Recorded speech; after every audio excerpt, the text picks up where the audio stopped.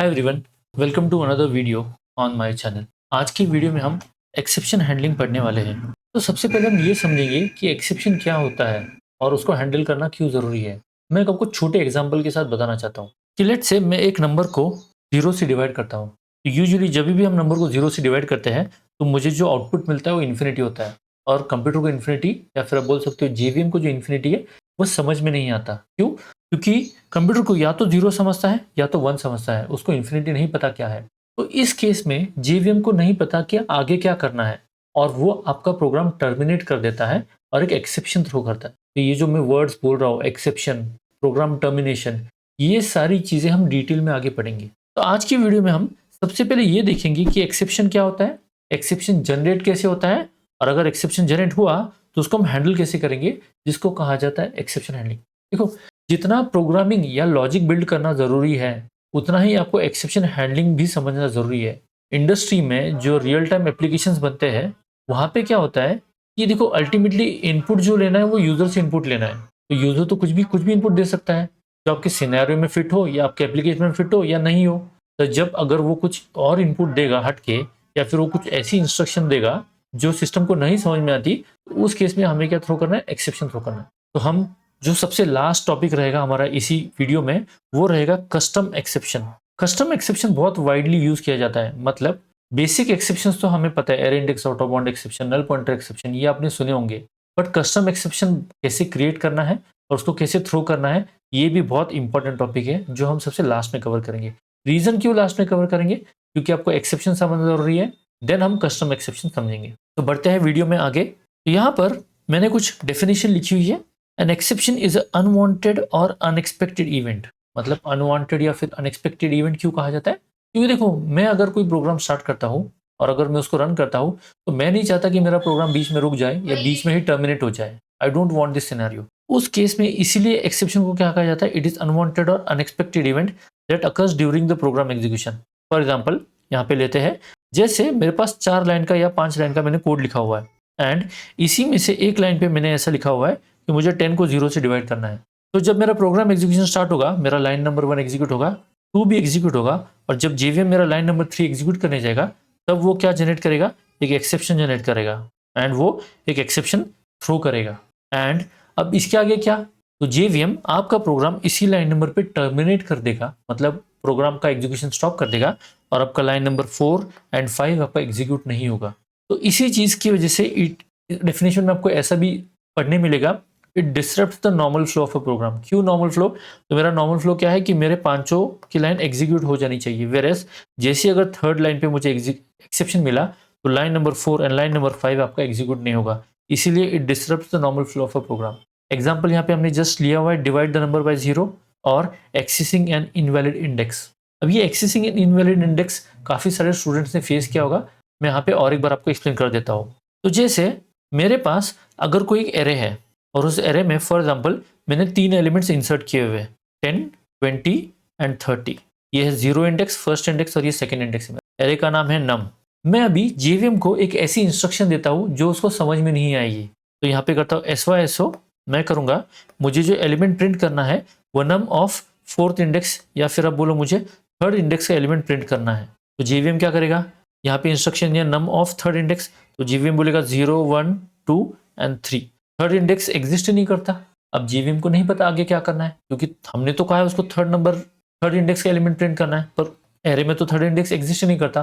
तो यहाँ पे वो थ्रो करेगा array index out of bound exception, that is accessing an invalid index. तो array index out of bound exception क्या है, और भी आगे जाके नल पॉइंटर एक्सेप्शन क्या है, ये सारे एक्सेप्शन हम आगे पढ़ने वाले हैं। तो बेसिकली यहाँ पे मैं आपको एक बेसिक एक्सेप्शन कैसे जनरेट करना है, ये मैं आपको दिखाना चाहता हूँ कोड में। तो चलते हैं हमारे पास टर्मिनल पे, या फिर आप इंटेलिजे में। तो यहाँ पे मैंने एक प्रोग्राम लिखा हुआ है, system.out.println। यहाँ पे लिखा है वेलकम, 2 वेरिएबल डिक्लेयर किए, उन दोनों को डिवाइड किया हुआ है, और रिजल्ट प्रिंट करके मैंने थैंक यू लिखा हुआ है। तो एक अराउंड मेरा 5 to 6 लाइन्स का कोड है, और मैं इसको रन करना चाहता हूँ। इनिशियली जो बी का वैल्यू 0 है उसको मैं 2 रखता हूँ, and if I run the program, तो मेरा आउटपुट क्या आया? वेलकम। मेरा रिजल्ट आया 5 एंड थैंक यू। तो एक्सपेक्टेड था, मेरा प्रोग्राम अच्छे से रन हुआ। अब यहीं पे मैं बी की वैल्यू 0 कर देता हूँ, और फिर क्या होता है हम देखेंगे। तो जैसे ही मैंने बी की वैल्यू 0 कर दी, मुझे यहाँ पे क्या मिला? एक एक्सेप्शन मिला। एक्सेप्शन का नाम क्या है?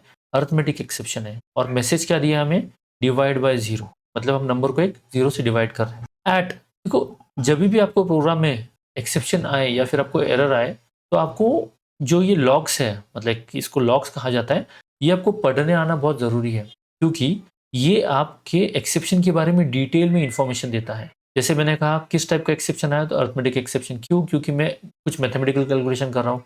मैसेज क्या है, डिवाइड बाय 0 है। एट, ये जो होता है डॉट से पहले, दैट इज ये डॉट के आगे ये होता है आपका क्लास का नाम, दैट इज मेन। उसके अंदर हमारी डॉट के बाद क्या है, मेन मेथड है, एंड मेन क्लास में मेन मेथड है, एंड उसके अंदर लाइन नंबर 11 पे आपका एक्सेप्शन जनरेट हुआ है। तो लाइन नंबर जो 11 है मेरी ये वाली है, तो यहीं पे मेरा क्या जनरेट हुआ है, एक एक्सेप्शन जनरेट हुआ है यहाँ पर इस पॉइंट पे। Got it? तो यहाँ पर अभी एक्सेप्शन जनरेट हुआ है। अब हमें क्या करना है, हमें इसको हैंडल करना पड़ेगा, हमें इसके लिए कुछ लॉजिक लिखना पड़ेगा जिससे हमें आइडिया आएगा कि एक्सेप्शन हैंडलिंग कैसे की जाती है। तो before moving towards try, catch, ये सारे जो ब्लॉक्स हैं, मैं आपको कुछ एक्सेप्शंस की कैटेगरीज बताना चाहता हूँ। तो प्रेजेंटेशन में यहाँ पे मैंने कुछ आपके लिए कैटेगराइज किया हुआ है। तो यहाँ पे अगर आप देखोगे तो थ्रोएबल क्या है, तो थ्रोएबल मेरा एक क्लास है। तो ये जितने भी आपको ब्लू बॉक्सेस दिख रहे हैं ये सारे आपके क्लासेस हैं, ऑल दीज आर क्लासेस। यहाँ पे फिलहाल इंटरफेस का कोई लेना देना नहीं है। थ्रोएबल क्या है, सबसे पेरेंट क्लास है। अब मेरे पास उसके बाद 2 चाइल्ड क्लास है, एक है एरर क्लास और एक है एक्सेप्शन क्लास। एरर को फिलहाल हम साइड में रखेंगे। अब ये एरर क्या होता है, तो आपको रन टाइम एरर मिल सकता है या फिर आपको कंपाइल टाइम एरर भी मिल सकता है। एरर की कैटेगरी अलग है, आपका आउट ऑफ मेमोरी एरर आता है, वर्चुअल मशीन का एरर आता है। ये आपके 2 डिफरेंट टाइप्स के एरर हो गए। अब इसमें लॉजिकल एरर भी होता है। लॉजिकल एरर मीन्स व्हाट, जैसे आपको कहना है कि आपको कुछ लॉजिक लिखना है, let's say you will say 4 + 4 = 8, पर आपको इंस्टेड ऑफ आंसर 8 आपको मिला 9, तो आपको कुछ लॉजिक गलत हो गया। मतलब ये तो छोटा सिली एग्जांपल लिया है मैंने, बट अब लॉजिकल एरर ऐसा बोलो कि आपने कुछ कोड लिखा हुआ है और आपका ये आउटपुट एक्सपेक्टेड है, बट वो आउटपुट वैसा ना आते हुए कुछ डिविएट हो गया, कुछ अलग टाइप का आउटपुट आ गया, तो आपका वो लॉजिकल एरर हो गया। रन टाइम एरर आता है, आउट ऑफ मेमोरी एरर आता है। तो ये एरर का सेक्शन हम आगे जाके अलग से इसके ऊपर वीडियो बनाएंगे। फिलहाल हमारा जो मोटो है दैट इज एक्सेप्शन क्लास का मोटो है, उस पर हम फोकस करेंगे। तो यहाँ पे हम देखेंगे मेरे पास 2 टाइप के एक्सेप्शन है, एक है चेक्ड एक्सेप्शन और एक है अनचेक्ड एक्सेप्शन। अब दोनों में डिफरेंसेस क्या है ये भी हम कवर करने वाले हैं।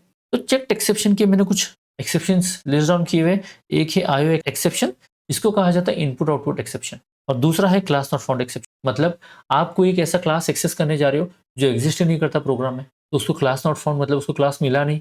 वेयर एज आईओ एक्सेप्शन रहता है इनपुट आउटपुट एक्सेप्शन। मतलब फॉर एग्जाम्पल आपके सिस्टम पे एक फाइल है और आपने आपके प्रोग्राम में लिखा कि मुझे ये XYZ फाइल एक्सेस करनी है, और वो फाइल वहाँ पे एग्जिस्ट ही नहीं करती। जो आपने फाइल नेम दिया हुआ है JVM को पढ़ने के लिए, वो फाइल वहाँ पे एग्जिस्ट नहीं करती, तो आपको इनपुट आउटपुट एक्सेप्शन आएगा। इसके ऊपर भी हम कोड करने वाले हैं। सेकेंड कैटेगरी आती है अनचेक्ड एक्सेप्शन। अब अनचेक्ड एक्सेप्शन जो है, again it is a class, मतलब एक टाइप है। अनचेक्ड एक्सेप्शन आपका क्लास नहीं है, रादर चेक्ड एक्सेप्शन भी आपका क्लास नहीं है। सो ये तो आपके क्लासेस नहीं है। आईओ एक्सेप्शन है वो डायरेक्टली एक्सेप्शन क्लास को एक्सटेंड करता है। क्लास नॉट फाउंड एक्सेप्शन भी किसको एक्सटेंड करता है, एक्सेप्शन क्लास को एक्सटेंड। वेयर एज अगर मैं अनचेक्ड एक्सेप्शन की बात करूं तो हमारे पास अरिथमेटिक एक्सेप्शन हो गया, नल पॉइंटर एक्सेप्शन हो गया, error index out of bound exception हो गया, एंड सो ऑन। बहुत अलग अलग टाइप की भी क्लासेस। अब ये जो कैटेगरी है यहाँ पे राइट साइड में, इसको अनचेक्ड एक्सेप्शन क्यों कहा जाता है, आई विल एक्सप्लेन यू। देखो, ऐसे एक्सेप्शन जो कंपाइल टाइम पे चेक नहीं होते उसको क्या कहा जाता है, अनचेक्ड एक्सेप्शन कहा जाता है। मतलब आपका कंपाइलर चेक ही नहीं कर पाएगा कि ये जो पर्टिकुलर लाइन है वो एक एक्सेप्शन जनरेट कर सकती है नहीं कर सकती, इसीलिए इसको कहा जाता है अनचेक्ड एक्सेप्शन। वेयर एज अगर मैं चेक्ड एक्सेप्शन की बात करूं तो जैसे इनपुट आउटपुट एक्सेप्शन और class not found exception, compiler उसको प्रोग्राम रन होने से पहले डिटेक्ट कर सकता है, इसीलिए इसको क्या कहा जाता है, चेक्ड एक्सेप्शन। तो ऐसे एक्सेप्शन जो कंपाइलर डिटेक्ट कर सकता है उसको हम चेक्ड एक्सेप्शन कहेंगे, और ऐसे एक्सेप्शन जो कंपाइलर डिटेक्ट नहीं कर सकता उसको हम अनचेक्ड एक्सेप्शन कहेंगे। वेरी सिंपल, कंपाइलर ने डिटेक्ट किया चेक्ड, कंपाइलर ने डिटेक्ट नहीं किया अनचेक्ड। अब ऐसा क्यों, तो मैं एक एग्जांपल बताना चाहता हूं आपको। जैसे हम अरिथमेटिक का एग्जांपल लेते हैं, मैंने 10 को 0 से डिवाइड किया। इट मीन्स मैं एक इंटीजर को एक दूसरे इंटीजर से डिवाइड करना चाहता हूँ। तो इस केस में लॉजिकली या फिर कंपाइलेशन के पॉइंट ऑफ व्यू से तो मेरा आंसर, मैंने जो कोड लिखा है वो सही लिखा हुआ है। इसी चीज की वजह से कंपाइलर इसको डिटेक्ट नहीं कर पाता। क्यों? क्योंकि कंपाइलर को पता है यार एक इंटीजर को दूसरे इंटीजर से हम डिवाइड कर सकते हैं, तो कंपाइलर के हाथ से ये छूट जाएगा, इसीलिए इसको कहा जाता है अनचेक्ड एक्सेप्शन। बढ़ते हैं वीडियो में आगे, मैं आपको थोड़ा सा और डिटेल में बताना चाहता हूँ चेक्ड एक्सेप्शन, और फिर हम इसके ऊपर हम प्रोग्रामिंग करने वाले हैं। तो चेक्ड एक्सेप्शन क्या है, which is checked at the compilation time.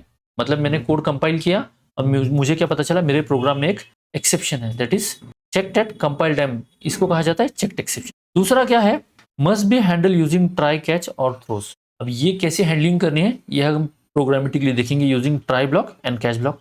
Example के पॉइंट ऑफ व्यू से हमने क्या लिया हुआ है, आईओ एक्सेप्शन, जैसे हमने दिया हुआ है आईओ एक्सेप्शन किसको एक्सटेंड करता है, चेक्ड एक्सेप्शन को, और इसको क्या कहा जाता है, कंपाइल टाइम एक्सेप्शन भी कहा जाता है। एग्जांपल के पॉइंट ऑफ व्यू से हम देखते हैं यहाँ पे, तो यहाँ पे हमने फाइल रीडर का, ये फाइल रीडर मेरा क्या है, एक क्लास है जो क्या करता है, फाइल में जो डेटा लिखा हुआ है या फिर फाइल में जो डेटा है उसको वो रीड करेगा।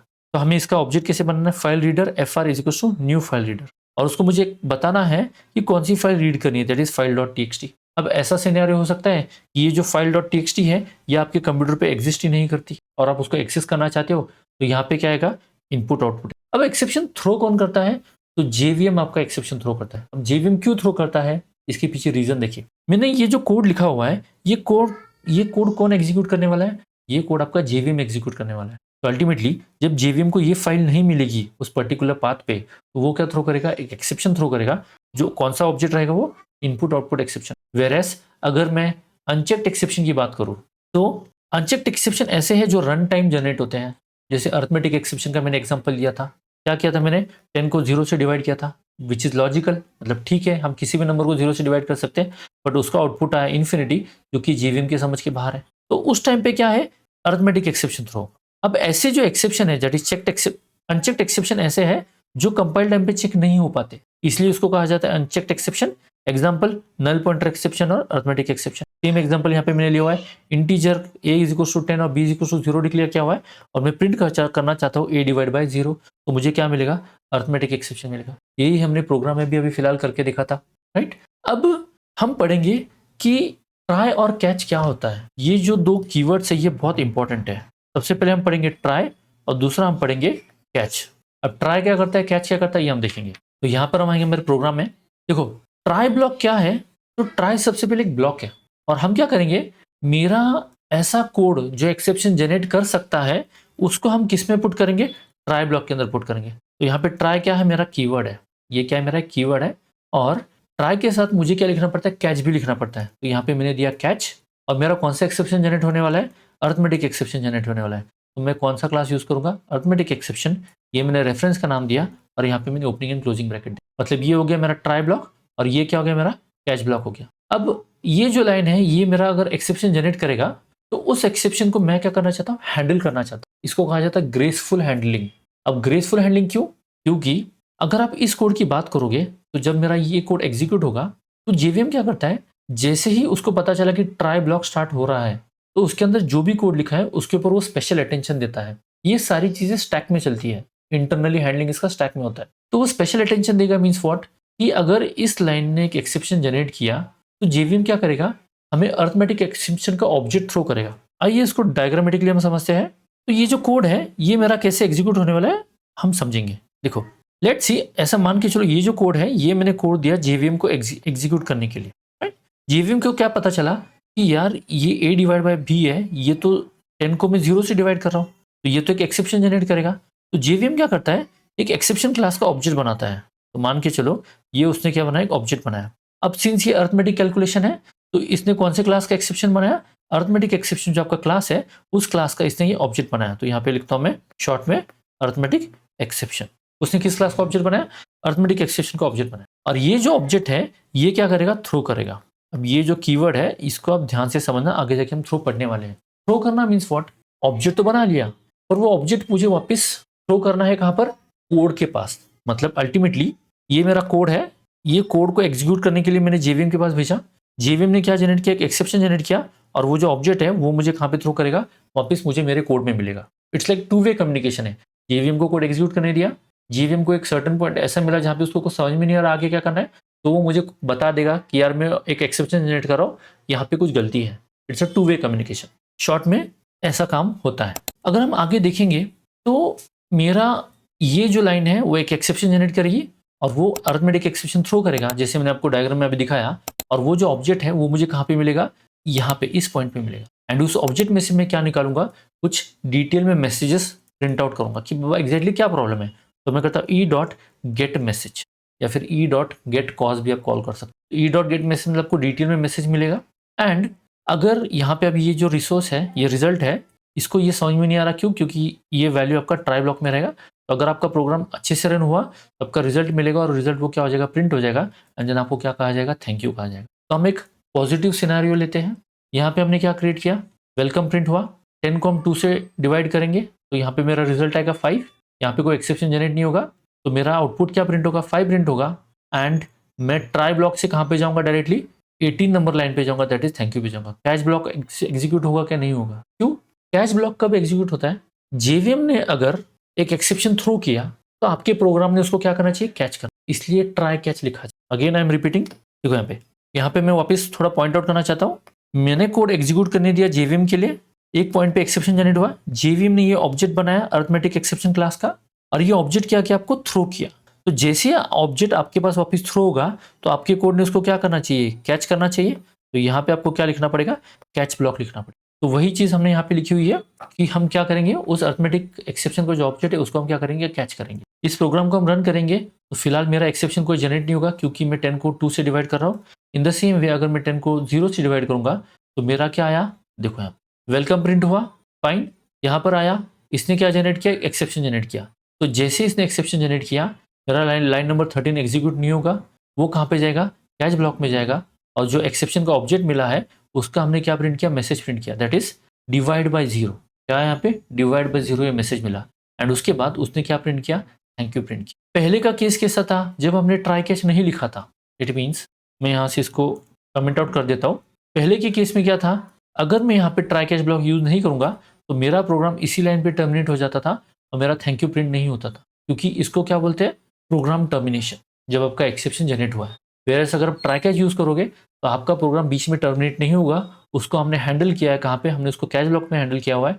तो कैच ब्लॉक एग्जीक्यूट करेगा एंड उसके बाद उसने क्या प्रिंट किया, थैंक यू प्रिंट किया। वेरएस प्रीवियस केस में क्या था, यहाँ से मेरा प्रोग्राम डायरेक्टली एग्जिट हो जाता था क्योंकि मैंने उसके लिए हैंडलिंग नहीं लिखा था। तो this is try and catch block. अब ऐसा भी सिनेरियो आ सकता है कि आपके जैसे यहाँ पे फिलहाल मैंने एक ही लाइन लिखा हुआ है, that is integer result a divide by B.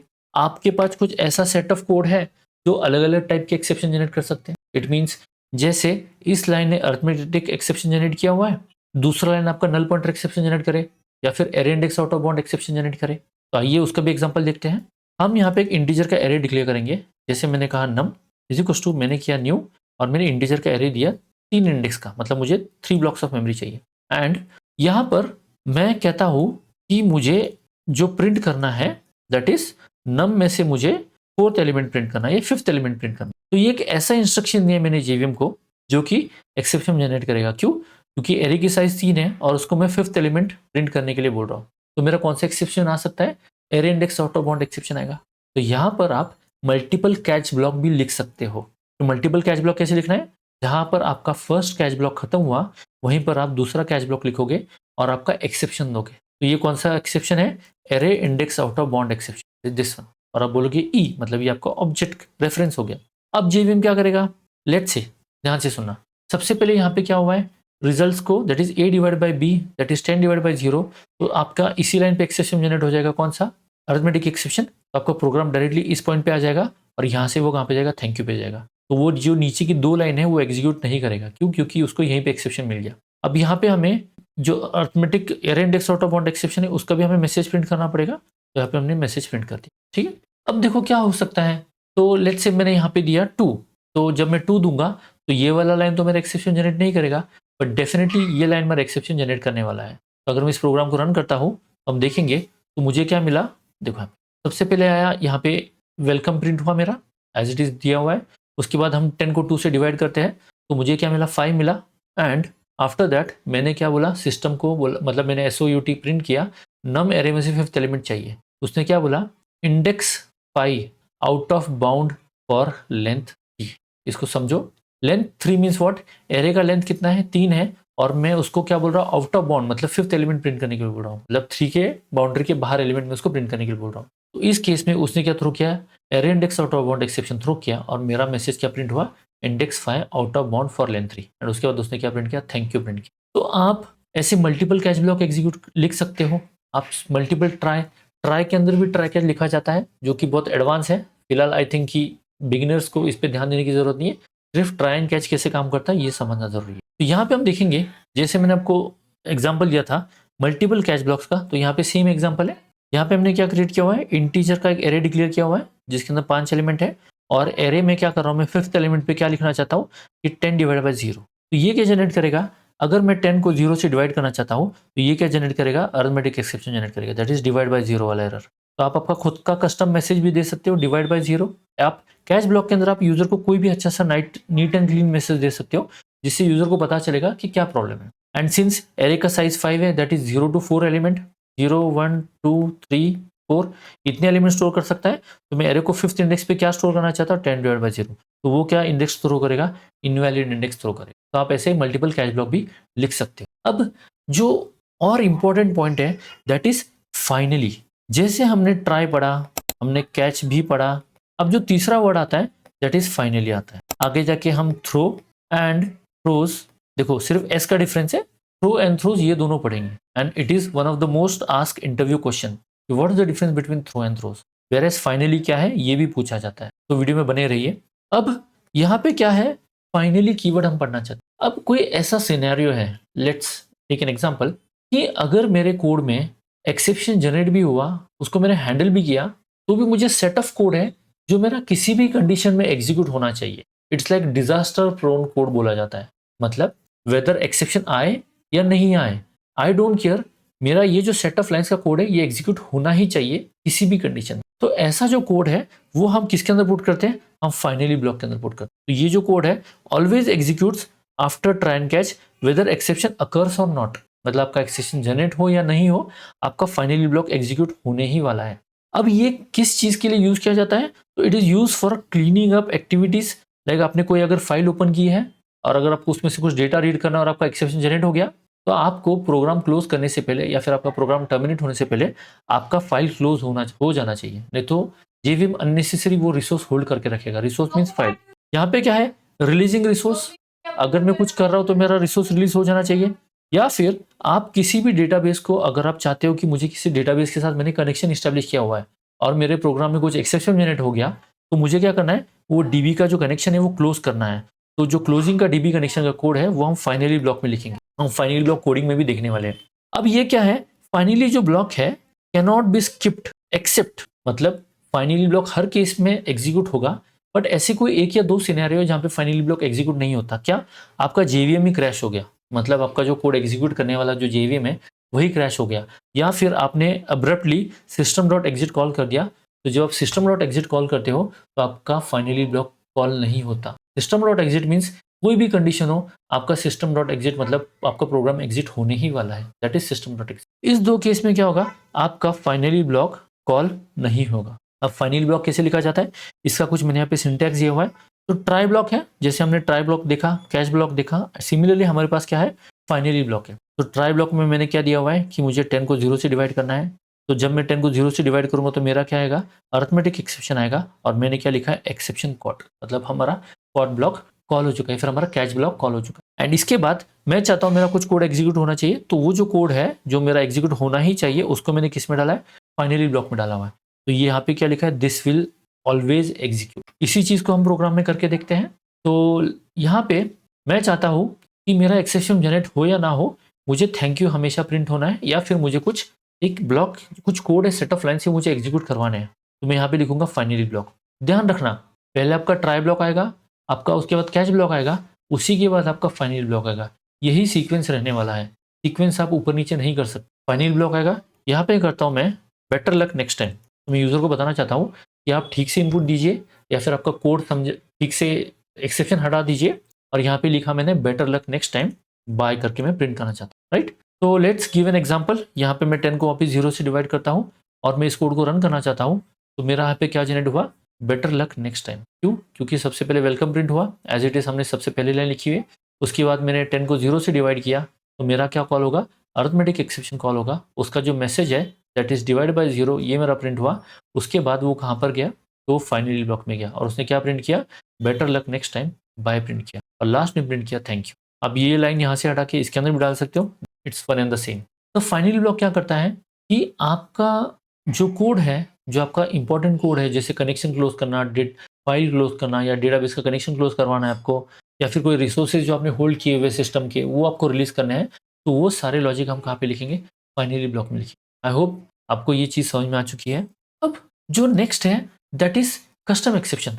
तो before moving to custom exception मैं यहाँ पे और एक एग्जांपल लेना चाहता हूँ that is null pointer exception, क्योंकि ये वाइडली आता है प्रोग्राम्स में, बड़े-बड़े जो एक्चुअल प्रोग्राम्स है, मतलब जो एप्लीकेशंस है हमारे वर्ल्ड में, उसमें नल पॉइंटर एक्सेप्शन आता है और नल पॉइंटर एक्सेप्शन बहुत खराब एक्सेप्शन है और उसको अच्छे से हैंडल करना बहुत ज़रूरी है। सबसे पहले हम देखेंगे नल पॉइंटर एक्सेप्शन क्या है। तो लेट्स से मैंने यहाँ पे एक क्लास बनाया, मैंने क्रिएट किया न्यू एक क्लास बनाया स्टूडेंट नाम का, राइट? एंड इस स्टूडेंट नाम के क्लास के अंदर मैं बस 2 बेसिक प्रॉपर्टी देना चाहता हूँ, जैसे मैंने किया integer roll number and string मैंने किया नेम, राइट? अब मैं स्टूडेंट क्लास का क्या जनरेट करता हूँ, मैं सिर्फ रेफरेंस जनरेट करता हूँ, दैट इज स्टूडेंट एस मैंने सिर्फ रेफरेंस जनरेट किया। यहाँ पे कोई एरर नहीं, कंपाइल टाइम एरर नहीं, क्योंकि you can create a reference. तो यूजुअली जब आप कोई रेफरेंस जनरेट करते हो तो आपका मेमोरी में एक्चुअली क्या होता है, तो यहाँ पे देखो जैसे ही अपने स्टूडेंट क्लास का एक एस रेफरेंस जनरेट किया तो ये एक एस रेफरेंस जनरेट होगा और वो इसके अंदर इनिशियली क्या स्टोर होगा, आपका नल स्टोर होगा। क्यों? क्योंकि आपने अभी तक उसका ऑब्जेक्ट नहीं क्रिएट किया। ऑब्जेक्ट क्रिएट करना मीन्स व्हाट, तो ये आप ऐसा लिखिए स्टूडेंट, यहाँ पे मैंने क्या क्रिएट किया, तो मैंने कंस्ट्रक्टर को कॉल किया और कंस्ट्रक्टर क्या करेगा, आपका ऑब्जेक्ट क्रिएट करेगा, न्यू उसको मेमोरी एलोकेट करेगा और वो जो मेमोरी एड्रेस है वो किस में जाएगा, मेमोरी रेफरेंस वो एस ब्लॉक में जाएगा। इट मीन्स आप कुछ ऐसा एग्जाम्पल समझिए कि आपकी ये मेमोरी ब्लॉक्स है, इस मेमोरी ब्लॉक में आपको जो एस है वो ऑब्जेक्ट यहाँ पे स्टोर हो गया और इसका जो रेफरेंस है वो रेफरेंस कहाँ पे स्टोर होगा, इस पॉइंट पे स्टोर होगा। तो कुछ आपका जो रेफरेंस बनेगा वो कुछ इस पॉइंट ऑफ व्यू से बनेगा, जैसे @127b, कुछ एक ऐसा रेफरेंस जनरेट हो गया। तो ये रेफरेंस कब एलोकेट होगा, तो जब आपका कंस्ट्रक्टर ऑब्जेक्ट क्रिएट करेगा, मतलब आपका ऑब्जेक्ट क्रिएट होता है तब कंस्ट्रक्टर कॉल होता है, उसके बाद न्यू उसको मेमोरी एलोकेट करता है और जो मेमोरी जो एलोकेट हुई है उसका रेफरेंस किस में जाएगा, एस में जाएगा। दैट इज ये इसका जो रेफरेंस है वो कहाँ पे गया, एस में गया। तो उस केस में आपका यहाँ पे क्या है, उस केस में आपका यहाँ पे नल नहीं है। तो हमने यहाँ पे जो लिखा था नल लिखा था पहले थोड़ी देर पहले, तो यहाँ पे नल नहीं होगा। क्यों? क्योंकि अब मैंने ऑब्जेक्ट का रेफरेंस इसमें स्टोर कर चुका है।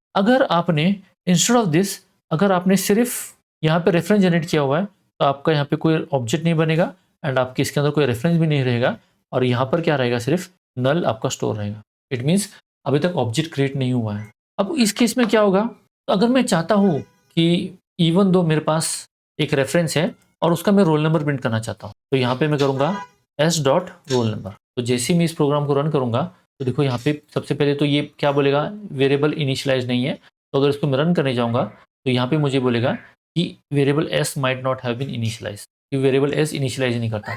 या फिर आप क्या बोलो, अगर आप इसको आप ट्राई करो एस को डायरेक्टली प्रिंट करना है तो भी ये अलाउ नहीं करेगा, क्योंकि यहाँ पे क्या है, वेरिएबल एस इनिशियलाइज नहीं हुआ है। तो यहाँ पे हम क्या कर सकते हैं, मैं इसको बोलता हूँ कि मुझे एस में क्या स्टोर करना है, नल स्टोर करना है। एंड नल स्टोर करने के बाद अगर आप चाहते हो कि मुझे इसका रोल नंबर प्रिंट करना है तो यहाँ पे अगर हम इस प्रोग्राम को रन करेंगे तो मेरा क्या आउटपुट आएगा, तो यहाँ पे देखो आपको मिलेगा नल पॉइंटर एक्सेप्शन मिला है।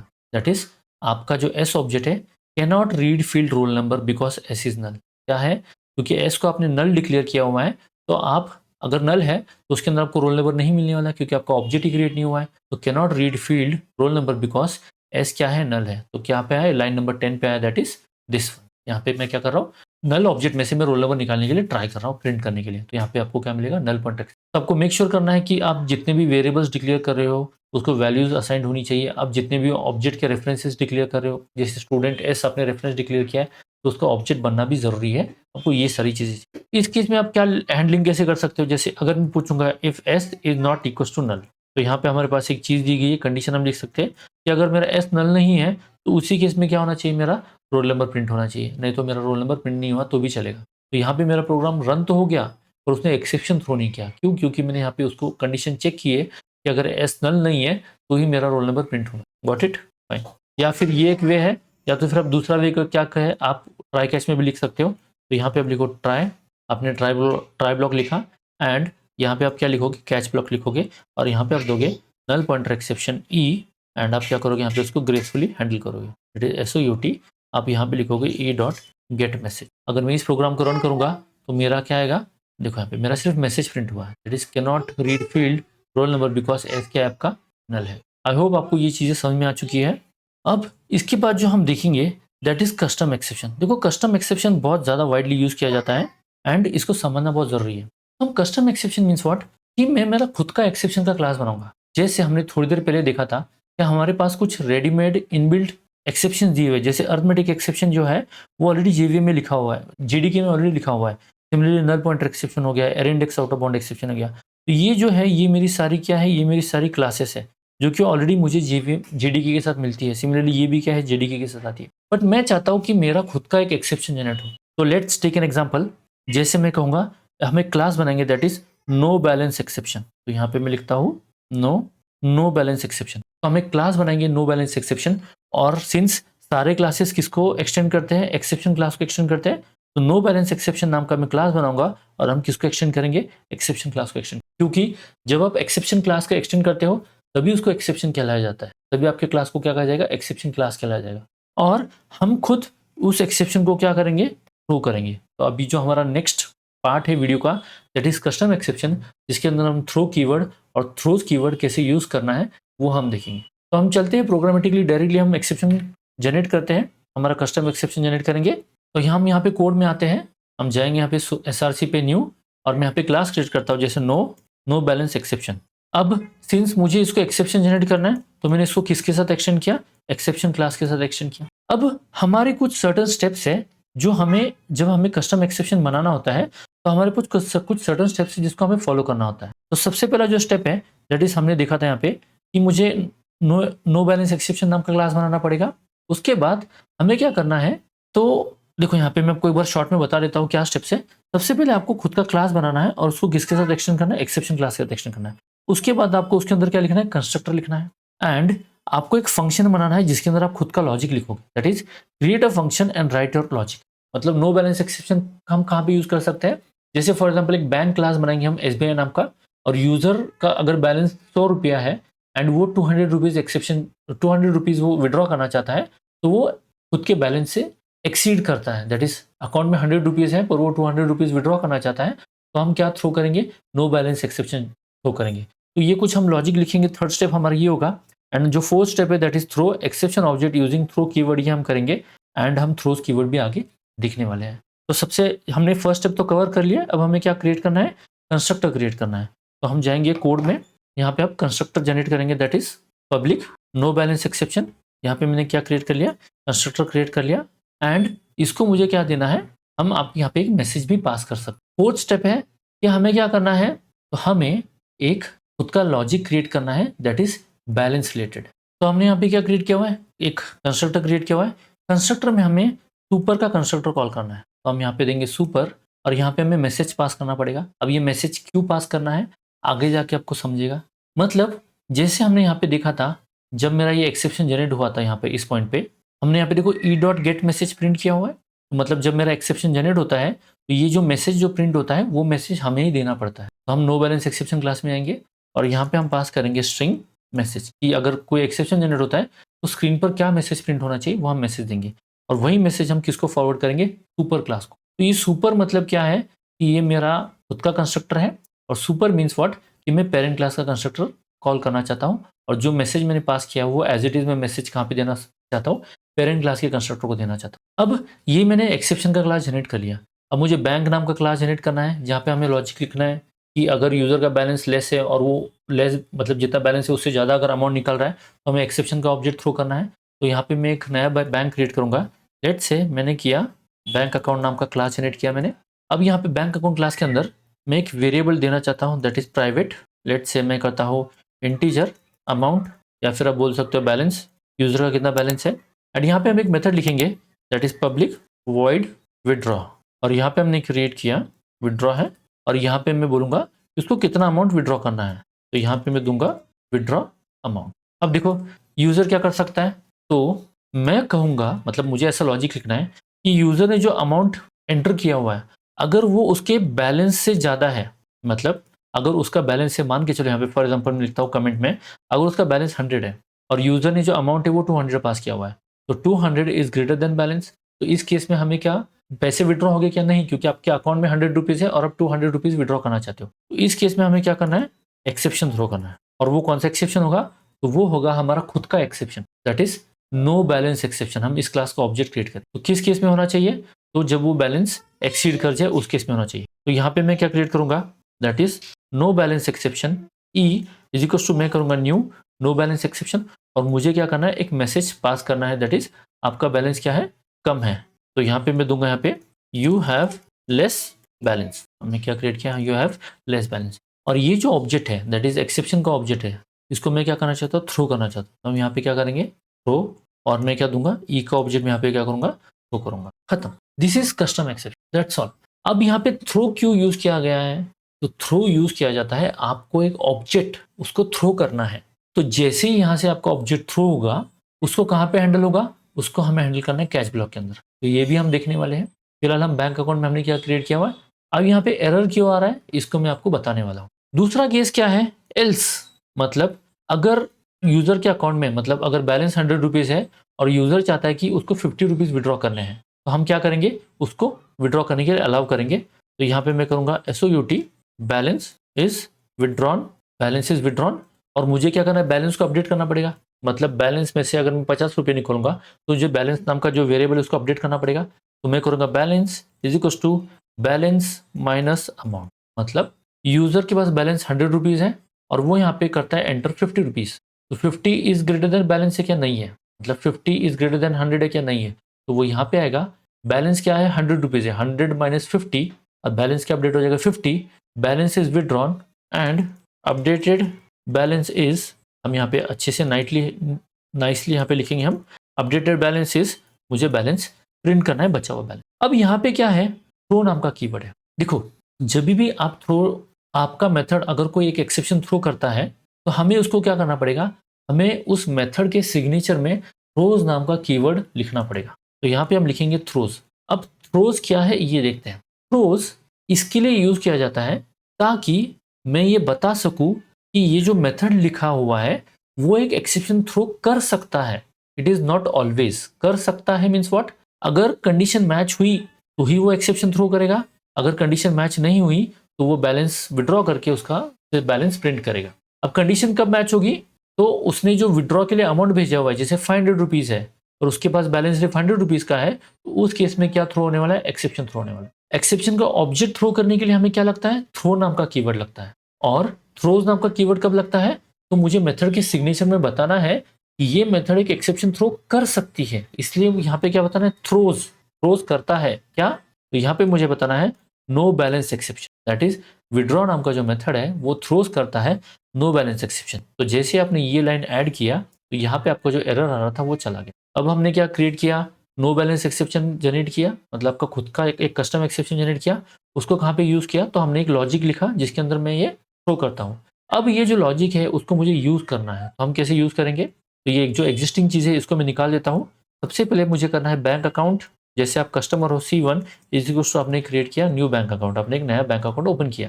फॉर एग्जाम्पल आप बोलते हो C डॉट आपको विड्रॉ करना है, तो फिलहाल आपको विड्रॉ करने से पहले आपके अकाउंट में कुछ बैलेंस होना चाहिए। तो फिलहाल आपके पास बैलेंस कितना है, 0 बैलेंस है। क्यों, क्योंकि हमने बैलेंस की वेरिएबल को सेट नहीं किया। तो इसको मैं फिलहाल टाइमिंग पब्लिक कर देता हूँ। तो यहाँ पे मैं क्या करूँगा, C1 डॉट बैलेंस, कस्टमर बोलता है मेरे अकाउंट में बैलेंस कितना है, 100 रुपीज़ मुझे सेट करना है, एंड अब मुझे कितना विड्रॉ करना है, तो मैं कहूँगा मुझे 200 रुपीज़ विड्रॉ करना है। अब देखो यहाँ पे, अब ये जो लाइन है ये मुझे कुछ एरर या फिर कुछ वार्निंग देना चाहती है। क्या देना चाहती है, तो यहाँ पे ये बताना चाहता है कि अनहैंडल एक्सेप्शन, कौन सा एक्सेप्शन है, नो बैलेंस एक्सेप्शन। अगर आप इसको जूम करके देखोगे तो आपका एक एक्सेप्शन है जो आपने हैंडल नहीं किया और उसने क्या बताया, नो बैलेंस एक्सेप्शन। अब इसको कैसे पता चला, कोडिंग एडिटर को कैसे पता चला कि ये नो बैलेंस एक्सेप्शन थ्रो करता है, कुछ इसमें रॉकेट साइंस नहीं है। मेरे मेथड में ही मैंने बताया हुआ है कि विड्रॉ नाम का जो मेथड है वो क्या थ्रोज करता है, एक नो बैलेंस एक्सेप्शन नाम का एक एक्सेप्शन थ्रो करता है, तो you have to handle it. तो ये वही चीज़ मुझे यहाँ पे वार्निंग में बता रहा है कि अनहैंडल एक्सेप्शन, कौन सा एक्सेप्शन है, नो बैलेंस एक्सेप्शन, एंड ये चाहता है कि add exception to main signature, या फिर मुझे क्या करना है, सराउंड विद ट्राई कैच। तो जैसे ही मैं ऑप्शन सिलेक्ट करूंगा तो मेरा क्या जाएगा, यहाँ पे ट्राई ब्लॉक आ जाएगा और कैच ब्लॉक भी ऑटोमेटिक जनरेट हो जाएगा, और कैच ब्लॉक में क्या आया, no balance exception automatically generate हो गया। तो अभी देखो, अब यहाँ पे केस में क्या है, मैं करता हूँ C1 डॉट विड्रॉ, मैंने अमाउंट भेजा 200, तो मेरा एग्जीक्यूटर यहाँ से उठ के कहाँ पे जाएगा, वो जाएगा विड्रॉ मेथड के पास। अमाउंट का जो वैल्यू है वो कितना भेजा है, 200 भेजा है। 200 इज ग्रेटर देन बैलेंस, 200 जो है वो 100 रुपीज़ से बड़ा है, यस बड़ा है, तो वो क्या करेगा, एक एक्सेप्शन का ऑब्जेक्ट जनरेट करेगा और वो एक्सेप्शन का ऑब्जेक्ट क्या करेगा, थ्रो करेगा। जैसे ही यहाँ से एक्सेप्शन का ऑब्जेक्ट थ्रू हुआ तो मुझे कैच भी करना पड़ेगा, तो यहाँ पे मैंने ऑलरेडी कैच ब्लॉक लिखा हुआ है, तो वो जो ऑब्जेक्ट है वो यहाँ पे ई के पास आएगा, एंड मैं क्या करूँगा, यहाँ पे उसको मैं यहाँ से मैसेज प्रिंट करूँगा। तो यहाँ पे करता हूँ मैं SOUT E dot gate message. अब ये क्या है, अब ये वही मैसेज है जो हमने यहाँ पे भेजा था इस पॉइंट पे, देखो क्या मैसेज दिया हुआ था जब मैंने ऑब्जेक्ट क्रिएट किया था, तो मैंने क्या क्रिएट किया था, यू हैव लेस बैलेंस। तो मेरा मैसेज एज इट इज़ यहाँ पे प्रिंट हो जाए। इस प्रोग्राम को हम रन करते हैं, तो अगर रन करोगे तो यहाँ पे क्या है, यू हैव लेस बैलेंस। क्यों प्रिंट हुआ, तो ये इसने एक एक्सेप्शन जनरेट किया हुआ है। विड्रॉ के पास गया, 200 is greater than 100, true condition आया, इसने एक एक्सेप्शन क्लास का ऑब्जेक्ट जनरेट किया। अब ये कौन सा एक्सेप्शन है, तो ये वही एक्सेप्शन है जो मैंने खुद ने बनाया, that is no balance exception बनाया हुआ। एंड वही ऑब्जेक्ट यहाँ से थ्रो हुआ एंड उसको कहाँ पे कैच किया हमने, इस पॉइंट पे कैच किया और उसमें से मैंने क्या किया, बैलेंस प्रिंट किया। इन केस अगर मेरे पास बैलेंस 100 रुपीज़ है और अगर मैं इसमें से सिर्फ 50 रुपीज़ निकालना चाहता हूँ, तो मेरा जो सेकंड सिनेरियो है वो हम देखेंगे। तो यहाँ पे क्या है, balance is withdrawn and updated balance is 50 rupees. मतलब अपने 100 रुपीज़ में से 50 रुपीज़ निकाले, इट मीन्स आपका वो एल्स कंडीशन में गया और एल्स कंडीशन में क्या हुआ, आपका बैलेंस अपडेट हो गया और आपने आपका अपडेटेड बैलेंस क्या कर दिया, प्रिंट कर दिया, that is 50 rupees. I hope आपको कस्टम एक्सेप्शन समझ में आ चुका है। अगर आपको वीडियो में कुछ डाउट्स हैं, कुछ चीज़ें जो आपको समझ में नहीं आ रही है, you can put down into comment, I will reply to those comment. And अगर आपको वीडियो अच्छा लगा, please do like, share this video with your friends and subscribe to this channel for more such meaningful and insightful videos. तब तक के लिए bye bye, मिलते हैं नेक्स्ट वीडियो में।